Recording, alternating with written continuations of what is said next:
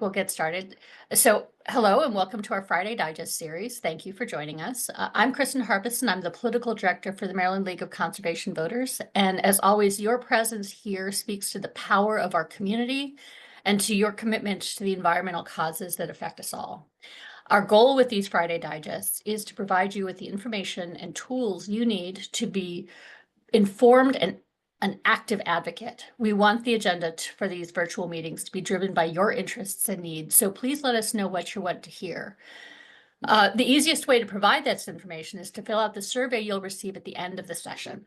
Please, as you join, please type your name into the chat and tell us where you're joining from. And as we move through the half hour today, please type any questions you have directly into the chat box or the Q&A function, and we'll get to as many as we can to help us shape today's conversation. Before we get into today, I'd like to take a first few minutes to just give you an update on where things stand following crossover. A few weeks past, we passed the crossover deadline, which marks the point when bills must move from their chamber of origin to the opposite chamber in order to remain the most viable. And I think anybody who's been paying attention to the session will know that this has been a rough year for the Maryland's environmental community. For the first time in recent memory, none of Maryland LCV's priority bills are going through, certainly not on their own. The bills that many of you worked so tirelessly on have stalled. And simultaneously to all this, legislative leadership is advancing legislation that contain concerning language, including the Next Generation Energy Act, which would allow gas infrastructure to be fast-tracked while bypassing community input and environmental review. And as well as a bill to roll back the Advanced Clean Cars and Advanced Clean Truck rule that Maryland signed on to a few years ago. So why are we bringing up these things now?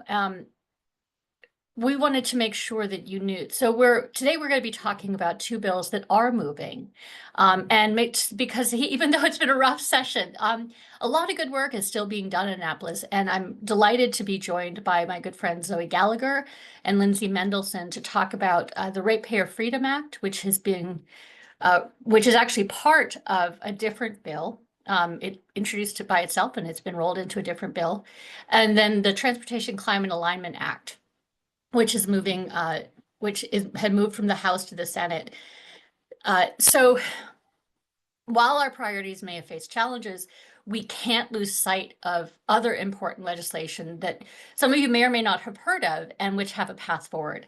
And sometimes the bills that don't initially get the spotlight become important victories, especially in years like this. So with just over a week of legislative days remaining, we are working every angle to advance environmental priorities and block harmful bills. And today's conversation is part of that strategy, to keep you informed about the bills that may still need your support and to build momentum for that support while this final push is all about. So I'll turn to your topic today. We're discussing two bills that have flown a little bit under the radar and could have a positive impact on Marylanders and our climate goals. The first is the Transportation Climate Alignment Act, which is SB 395, HB 84, which would ensure that Maryland's transportation investments align with our climate goals. And we're honored today, again, to join by my good friend Lindsay Mendelson-Iankova, the transportation advocate for the Maryland Sierra Club, who's been leading the charge on this bill for the past 2 years. Second, we're talking about the Ratepayer Freedom Act, which is HB 960, which prevents utilities from spending ratepayer funds to support some of the costs unrelated to delivery of energy to customers. This bill actually was, as I say, rolled into, it's not moving on its own anymore, it was rolled into the Next Generation Energy Act, which is a leadership priority. And to dive deeper on that bill, we're honored to have Zoe Gallagher from the Economic Action Maryland. And full disclosure, I'm president of Board of Economic Action Maryland, and I'm delighted to be so. So let's actually start with Lindsay, if we can. Lindsay, thank you for being here. The Transportation and Climate Alignment Act passed out of the House of Delegates for the second straight year. First of all, can you talk a little bit about your role, and then tell us a little bit about what this bill does? Yeah, and thank you so much for the opportunity to be on today's Friday Digest. Lindsay Mendelson, I'm the Senior Transportation Campaign Representative with the Maryland Sierra Club, and I help to lead our campaigns to mobilize public support for public transit, walking and biking, and accelerating the adoption of electric vehicles, passenger cars, and trucks. And happy to talk more about the Transportation and Climate Alignment Act. Yeah, can you tell us just a little bit more about what this bill does? Yeah, so the big picture here is that the Transportation and Climate Alignment Act encourages more investments in public transit, walking, and biking to cut tailpipe pollution and also give people more access to jobs, education, and healthcare. First off, we know that transportation is the number one source of climate pollution. It's also a major contributor to smog pollution.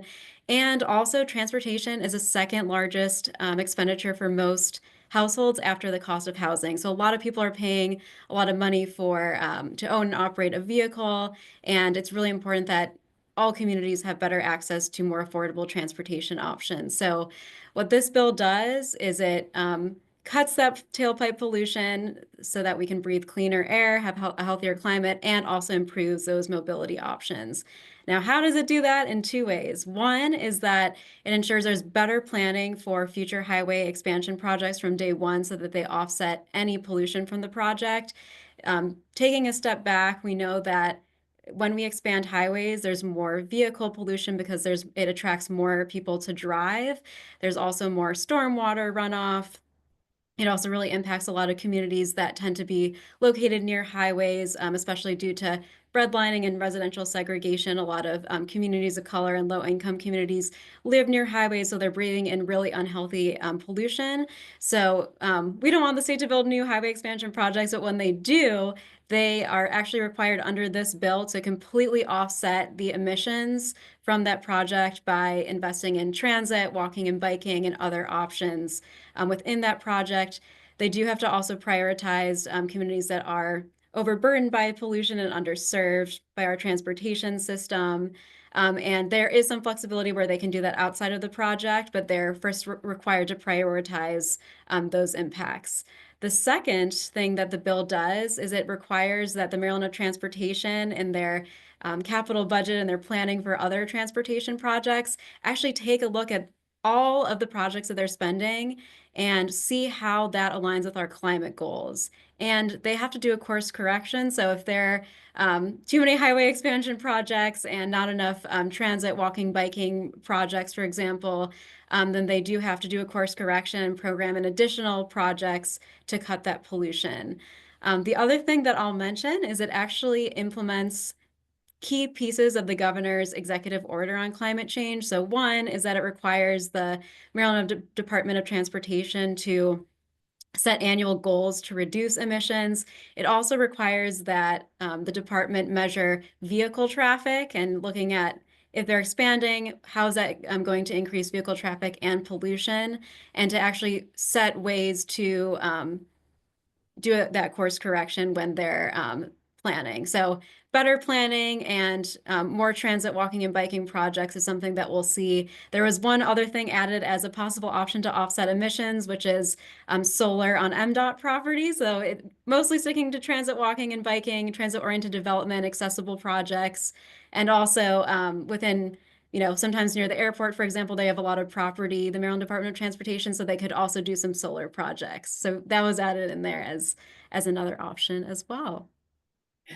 Yeah, I'm familiar with this bill, but hearing it all laid out the way you've done it, it's a workhorse of a bill. Like one piece of legislation can do all that is pretty impressive. How did it change between, so this is the second year it was introduced.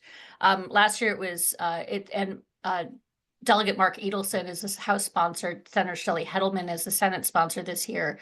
How has the bill changed between last year and this year?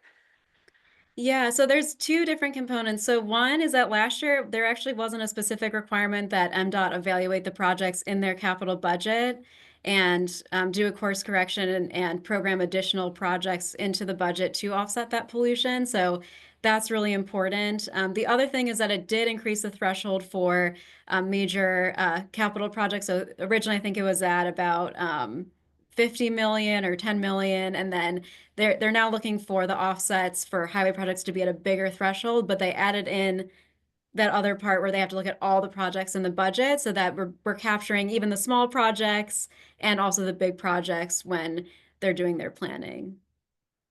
Yeah, that's great. How are there other states that have done similar programs? Yeah, so this was modeled after a couple of states, Colorado being the first, which they're successfully implementing their policy. As a part of this, they actually diverted funding away from 2 highway expansion projects towards 5 bus rapid transit projects, which was pretty amazing. And then Minnesota is also adopting this as well. They're in the earlier stages of implementation, so they're trying to figure out with a advisor group how to carry out a lot of the pieces, but it's very similar. And a lot of the earlier phases of this bill was actually modeled after both Minnesota and Colorado. And we're hearing that other states are also catching on to this. So I've heard Illinois, for example, is really excited about this. New York has been introducing bills similar to this. So, but we're hoping Maryland can be the third state this year to to sign on to this and be a leader here. Yeah, well, here's hoping. And we're feeling pretty good about it, right? Yeah, I fingers crossed. I don't want to get too confident because there's a lot of work to do, and I would say it's really important to reach out to your legislators, especially anyone like Senator Gazzoni, who's the chair, for example, of Budget and Tax. But yeah, it did pass the House. It passed. It had a hearing yesterday in the Senate as well, so it crossed over, and we're really hoping that in the next what is it? 10, 12 days, I'm losing track of time, that we can get it over to the finish line. But I think it's really important that if folks are able to reach out to their legislators, especially in the Senate, show them why it's really important. That can really make the difference here because there's a timing issue we're hearing about where the Senate is now focusing on the big budget that they need to pass. And so last year, what happened is this bill got really, really close to passing, but the last couple hours it just didn't get there. So we really need to make sure that they kind of put it up in the queue and it doesn't get lost amidst all the other things that they're working on. Great, thanks. And last question before we turn it over to Zoe. This bill is it assigned, what committee is it signed to, or is it joint assigned? Yeah, So who should it be calling? yes. So it's assigned to the House Appropriations and Environment and Transportation Committee in the House, and then the Budget and Taxation Committee in the Senate. So right now, because it's passed over into the Senate, the real action is to push. If you live in a district for but where that has a member of Budget and Taxation, you should be reaching out to them. Yeah. Thank you Great, for thank you for sharing that. that. Yeah, thanks for that. And so we'll turn over to Zoe for a minute, and then obviously, please, if people have questions, we will get to as many of them as we can. But Zoe, thanks for being here. First of all, I'm again, as I say, I'm delighted to be the president of the board of Economic Action Maryland. They have their C4 board, much like Maryland LCB. They have both a C3 and a C4. And I'm president of the C4 board. But Zoe, can you just introduce yourself and tell us a little bit about Economic Action Maryland? Yeah, hi everyone, and thank you for having me and highlighting this bill. I'm Zoe Gallagher, the Policy Associate with Economic Action Maryland and Economic Action Maryland Fund. Economic Action Maryland Fund is a combination of advocacy and direct services around economic justice and consumer rights. So a lot of our work is around housing justice, as well as services for helping low-income older adults. We recently started getting into the energy space as we've seen increasing rates and the intersection of housing justice and affordability for energy. As we know, as more higher income Marylanders are leaving the gas grid, there's going to be more low income Marylanders left having to bear the burden of that cost for gas. So a lot of our work now around advocacy is trying to help those people more efficiently move towards electrification or efficiency, just so that there's a better balance in terms of affordability as well as electrification and clean energy.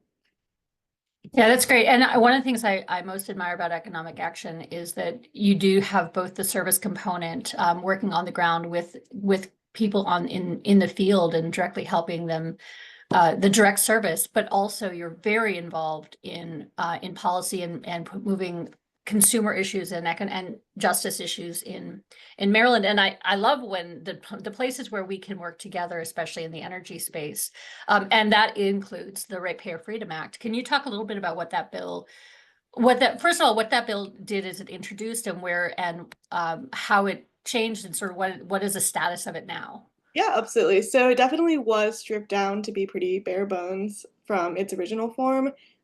So this bill's been passed in numerous states. Basically, the original form of the bill, there's already precedent in Maryland law that utility providers cannot recover lobbying expenses through ratepayer dollars. Unfortunately, that law is one sentence long, doesn't really go into the specifics, up for interpretation. Utility providers will typically use the IRS definition of lobbying, which is again very, short, non-inclusive of all the other political activities that utility providers and their employees participate in.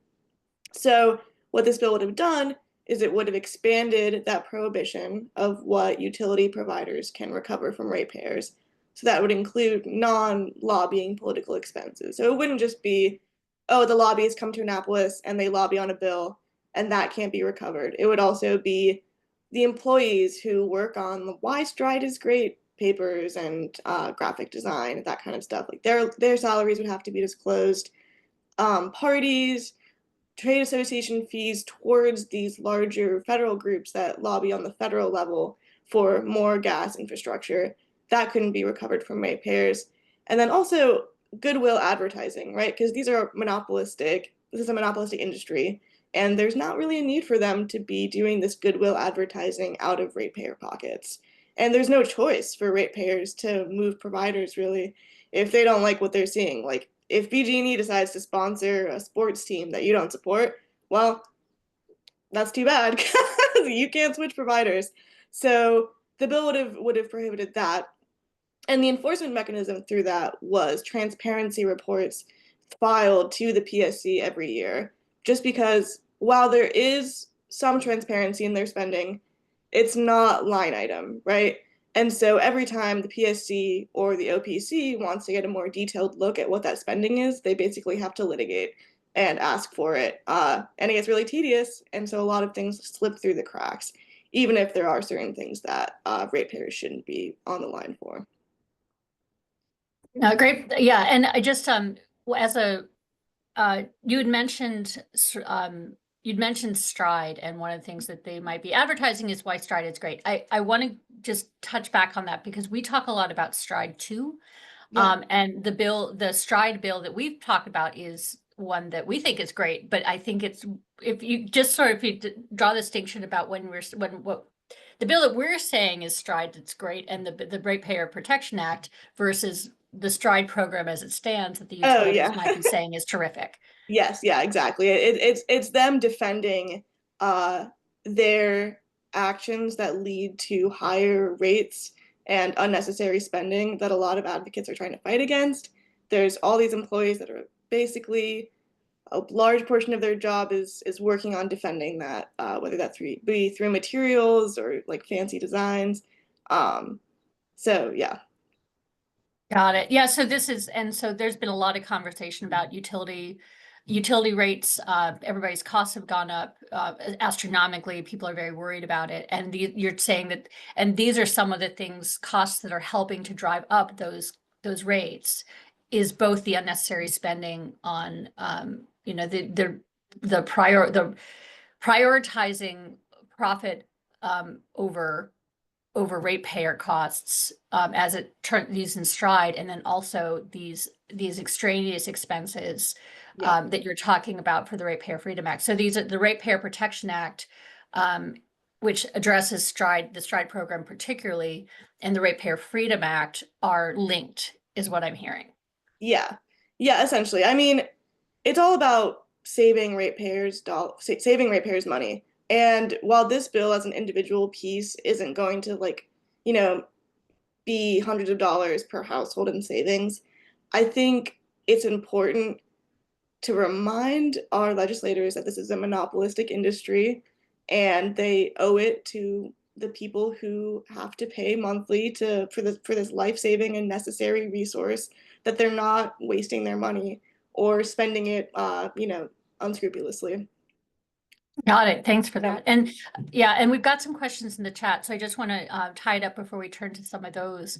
So the ratepayer, actually, in both the Ratepayer Protection Act and the Ratepayer Freedom Act are both tied into the Next Generation Energy Act, Yes. right? So what do you see, and the Next Generation Energy Act, we've talked about a lot in this forum, about that because it opens the door for expedited methane gas production, new methane gas production in the state. And Maryland LCB, in full disclosure, is opposed to that bill, because we don't believe that we need new gas facilities. And I believe that Sierra Club is in the same place. And the but there are a lot of things that have been added to that bill to somewhat soften the blow about where, there are really good things that be moving. So I don't even want to talk about sort of what is the position about Ratepayer Freedom Act and Ratepayer Protection Act as moved into the Next Generation Energy Act. But sort of what do you see as the next step if if that bill passes with these provisions? What do you see as the next step? Yeah, absolutely. So, I mean, this bill, I don't think I really touched on what it was stripped down to. There were a bunch of amendments in committee that removed the transparency reporting requirement and most of the other unnecessary expenses. So now it's just trade association fees, which, to be fair, Exxon and BG&E paid $1 million last year for those trade association fees. So it's not nothing. And the costs associated with private jets, which BG&E came to the bill sponsor, Andre Johnson, and sort of told him that they had an issue with that part of the bill, because their CEO shouldn't have to go through TSA if they have to go to a last-minute conference. And so I think that is something that upset legislators, and that's why it's a distinct portion of the bill, even if it's not really something that translates to savings, like big savings. But I think so the next step for this is to come back next year and say, okay, great, like a couple $1 million have been saved, but what about all of these other expenses? And also, I think the transparency reporting requirement is very important, and I think that should come back next year as well. Got it. Thanks for that. So we do have a couple good questions from the chat. One first for Lindsay. The Transportation Climate Alignment Act, how would that benefit communities in more rural Maryland that rely heavily on personal vehicles? Yeah, no, that's a great question. And one of the things that when we had been working on this bill with other groups, is we wanted to really make sure that every part of the state benefited from this. And in fact, this bill that passed the House was on a bipartisan basis. Delegate Hinba, I believe, from Allegheny County and Garrett County supported the bill. And one of the things that we're really stressing here is that every community deserves better mobility options, no matter where you are. In fact, rural areas actually have among the highest traffic fatalities, and they really need better roadway, better design, especially more sidewalks and pedestrian and safety improvements. All of those things are part of the Transportation Climate Alignment Act. Other things like potentially broadband access could be even a potential mitigation option, because it helps to reduce vehicle traffic. So there's a lot of different policies, parts of TCA that could benefit rural communities. And one thing that I think has also been brought up with other folks that we're working with is, a lot of main streets were actually in rural communities were actually threatened by highway expansion. They diverted traffic away from local businesses. So by giving communities, no matter where it is, if it's Eastern Maryland, Western Maryland, Southern Maryland, the ability to have more, closer development to, amenities and shops, and making it easier for people to walk around, and not having highway expansion projects that are, going into those areas that are threatening the ways that people can use to get around, I think, is really important. Got it. Thanks for that. And Zoe, I think you touched a little bit about this. You said that the way the Ratepayer Freedom Act has been stripped down, it doesn't have a huge benefit. There's not a huge ratepayer benefit at this point, because one of the questions is like, will we see a noticeable decrease on our monthly bill if this bill passes? And what I heard you say is no. But I guess I'll turn the question to a positive and say, so what would be the provisions that would have the greatest benefit to ratepayers in terms of reducing their direct costs? Yeah, so I think from the start, we knew this bill isn't something that you're going to really notice savings on, right? Other states that have passed this have saved like up to $2 million annually for ratepayers, but distributed amongst, all of those ratepayers, that doesn't really always add up to major savings in their bills. But I think the main point of this bill is sort of just the principle that monopolistic industries shouldn't be taking advantage of their captive customers into paying for extra unnecessary expenses that don't benefit them. And so I think while there's other legislation that we can look at, like the Ratepayer Protection Act, and ending multi-year rate plans, we'll see direct reductions in rates. I think this bill is largely about that principle of being like, you can't just do whatever you want with ratepayer money just because you have all these captive customers. Got it. Thanks. Yeah. And I think that we can go, you can, in terms of more information on the Next Generation Energy Act and some of those other big rate costs, you can go back and you can watch previous Friday Digest. We've gotten into pretty good detail about some of those issues. But the other question is sort of that actually follows nicely after that is so how much transparency can we expect to see from utilities about what expenses they have? So, I mean, currently, as the bill stands and the way that it was stripped down, there is no increase in transparency through reporting. Utility providers are still required to submit expense reports to the PSC during rate making. But now there's this additional exclusion that they should know that they can't recover trade association fees or private jet costs. So it's a tool for the PSC to cut out like trim off some of that extra spending. But in terms of transparency, unfortunately, the committee really gutted the major, mechanism for transparency. And then again, that's why I think next year that really should come back. Got it. Thanks you. And thanks to you both. This half hour always goes so quickly. Because I'm looking at we're getting to the last couple minutes, and I want to give both of you a chance to sort of talk about what do you see as the big pushes that people can do between now and in the next, we're going to call it 11 days, between now and April 7th, to work on transportation to help the transportation sector, Lindsay, and the big bills that are, the big efforts on Transportation Climate Alignment Act, and for Zoe for ratepayer transparency for economic justice. Zoe, why don't you go first? Yeah, okay. So I will say I know that the package that this bill was rolled into is controversial and not supported due to some of the some of the non-environmentally friendly elements of it. And so I'm not going to ask anybody that doesn't support that to be calling their legislators and asking to vote the bill out. But I do think that it is important to recognize that if they're going to be pushing this bill anyways, it's good that there are some elements that help protect ratepayers. So, I think thanking legislators for those elements and asking them to reconsider some of the less environmentally friendly elements of the bill would be good. In terms of more economic justice broadly, if you're interested in the other stuff we work on, we do a lot of work on high cost loans and medical debt. You can visit our website and sign up for our mailing list for action alerts. Great, thanks, Zoe. And I think that there are the point about telling legislators to consider adding additional provisions from the Ratepayer Freedom Act. I think is something that is definitely would definitely be good. That bill, the Next Generation Energy Act, just passed out of the Senate committee unanimously yesterday. So we're expecting it on the Senate floor early next week. And so then it will be taken up in the House. So I would say, so you can reach out to everybody at this point if they're there are provisions from the Ratepayer Freedom Act that you would like to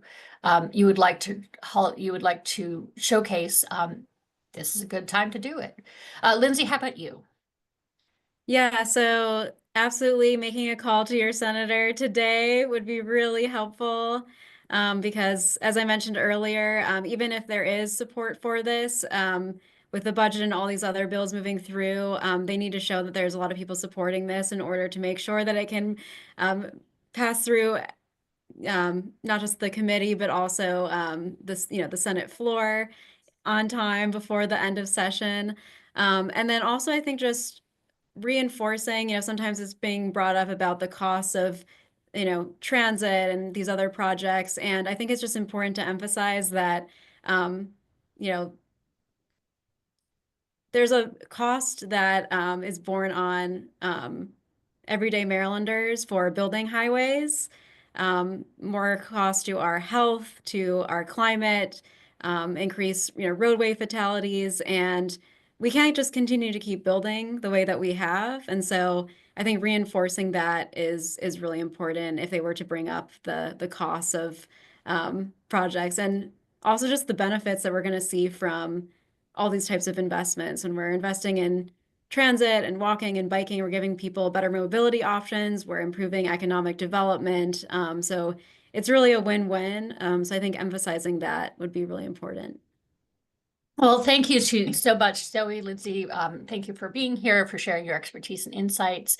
And to everybody who's joining us, thank you for joining us and for your support of our work. If you have questions that weren't answered today, you can always send them to us by email, and somebody will get back to you. Connect you with both Zoe and Lindsay as well. And before we go, now is the time for you to take action on any bill that you care about this session, reaching out to your elected officials, so that they know the concerns of their constituents, and legislators notice when people reach out to them directly. Please fill out the short survey, which should be in the chat now. And again, thank you so much for joining us. Have a good day, everybody.